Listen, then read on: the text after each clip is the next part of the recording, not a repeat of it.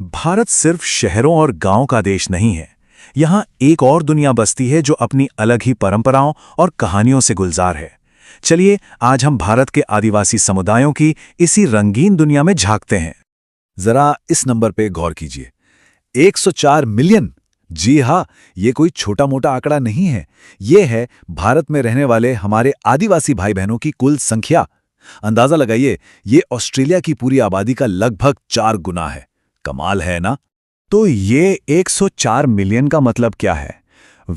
इसका मतलब है कि भारत की कुल आबादी का 8.6% हिस्सा आदिवासी है। सीधे शब्दों में कहें तो हर 12 भारतीयों में से करीब करीब एक किसी न किसी आदिवासी समुदाय से ताल्लुक रखता है। सोचिए, ये भारत की विविधता की कितनी गहरी जड़ है। अच्छा, तो सवाल ये उठता है कि ये 10 करोड़ से भी ज्यादा लोग आखिर रहते कहाँ हैं? कौन से राज्यों में, कौन से इलाकों में? चलिए इसका जवाब ढूंढने के लिए भारत के नक्शे पर एक नजर डालते हैं।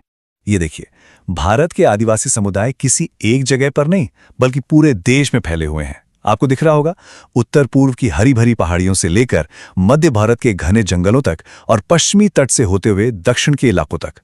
नक्शे पर ये जो अलग अलग रंग है ना, ये दरअसल अलग अलग क्षेत्रों और उनकी कहानियों को दिखा रहे हैं।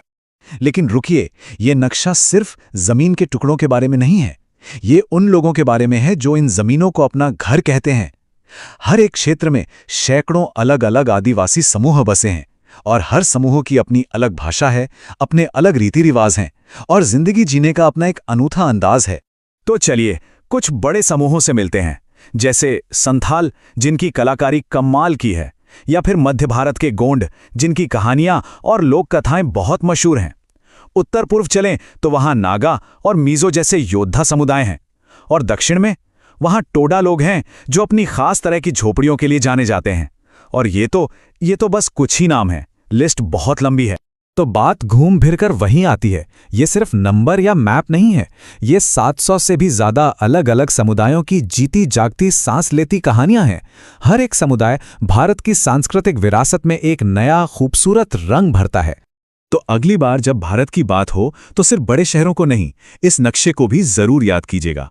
और ये सवाल जरूर मन में आना चाहिए कि हम इन अनूठी संस्कृतियों के बारे में और क्या जान सकते हैं, इनकी कहानियों को कैसे सहेज कर रख सकते हैं।